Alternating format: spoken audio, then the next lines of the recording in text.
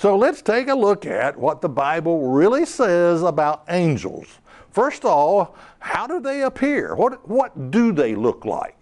Hebrews 13 and verse 2 tells us, "Be not forgetful to entertain strangers, for thereby some have entertained angels unaware." Now this tells us that they can appear in total and complete human form, and that you would never know the difference if they appeared to you, that's an angel. That's fascinating. Believe me, that's fascinating. Genesis 18 and verse 1, "And the Lord," notice this, "the Lord appeared unto him," I think it's talking about Abraham, "in the plains of Mamre, and he sat in the tent door in the heat of the day. And he lifted up his eyes and looked, and lo, 3 men stood by him. And when he saw them, he ran to meet them from the tent door and bowed himself toward the ground. And said, My Lord, now I have found favor in your sight. Pass not away, I pray thee, from thy servant. Let a little water, I pray you, be fetched, and wash your feet, and rest yourselves until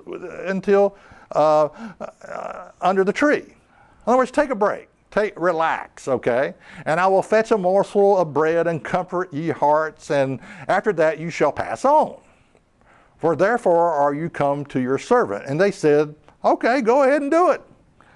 Now, one of these beings, there's 3 beings that appear in human form. One of them is Jesus Christ, the God of the Old Testament. Okay, that's one. The other 2 are angels.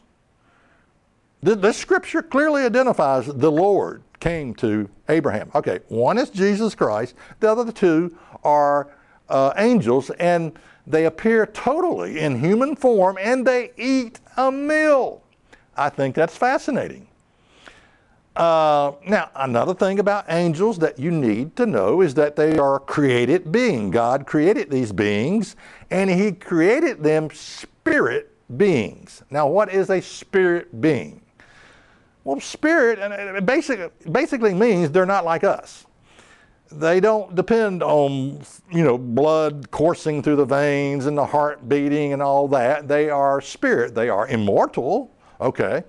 Bullets would go straight through them. They could probably travel at the speed of thought if they wanted to.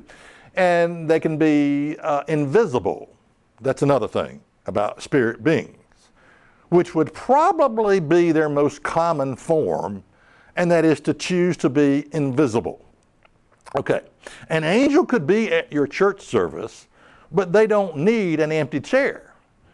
They could be sitting in your lap, and you would never know it.